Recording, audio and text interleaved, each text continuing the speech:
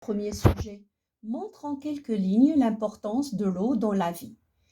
Donc ici, ce n'est pas seulement un sujet, c'est-à-dire pour vous initier à écrire un récit en paragraphe, mais aussi c'est un résumé d'une petite recherche que vous avez fait en classe. Et là, c'est l'occasion de le refaire avec vous. Alors, je commence. L'eau est indispensable à la vie car sans eau, tout meurt. Cette matière devient de plus en plus rare étant donné que les pluies se font rares aussi. Vous avez vu, il y a ici une introduction. Je vous rappelle le plan de production ou le plan d'une rédaction. Vous l'avez déjà fait, on l'a fait pas très longtemps.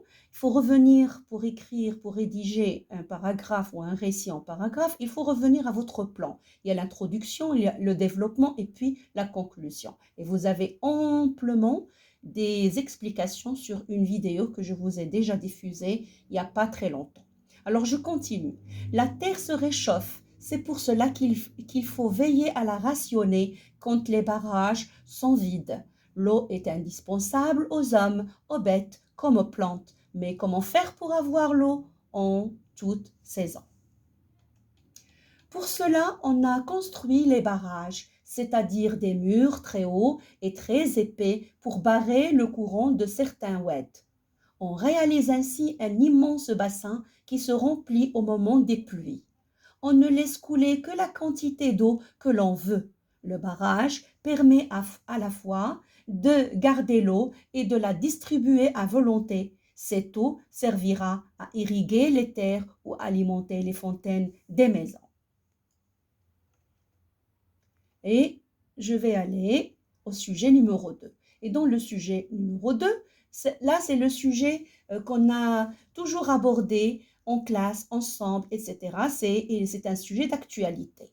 Et bien sûr, vous avez fait des recherches et on profite maintenant de lire un petit résumé sous forme de paragraphe. Eh bien, c'est aussi pour vous initier à savoir comment commencer une production avec une conclusion, comment développer et puis après, comment faire une conclusion. Je commence. Protéger l'environnement, c'est préserver la survie et l'avenir de l'humanité. En effet, l'environnement est notre source de nourriture et d'eau potable. L'air est notre source d'oxygène. Le climat permet notre survie et la biodiversité est un réservoir potentiel de médicaments. Préserver l'environnement est donc une question de survie. Protéger l'environnement, c'est protéger notre source de nourriture et d'eau potable. Tout ce que nous mangeons et buvons provient de la nature. Or, toute pollution finit par se retrouver un jour dans notre nourriture, dans l'eau que nous buvons ou dans ce que nous mangeons. Et ces polluants peuvent nous faire développer des maladies ou des malformations. Nous devons donc faire en sorte que la nature produise une eau et une nourriture saine et en quantité suffisante. Pour cela, nous devons éviter de polluer les sols et les mers. Nous devons éviter de rejeter sans précaution ou répandre des produits chimiques. Protéger notre source de nourriture, c'est préserver la survie et donc l'avenir de l'humanité. Je pense que vous avez eu une très bonne idée, une large idée sur la production d'un paragraphe ou d'un récit en paragraphe, en plusieurs paragraphes. Et plusieurs paragraphes, si vous l'avez bien remarqué, on a une introduction, un développement. Il y a aussi le questionnement qui nous permet de développer, de bien développer le contenu. Et puis, on passe à la conclusion qui va revenir vers l'introduction et donner le résumé de toute votre production.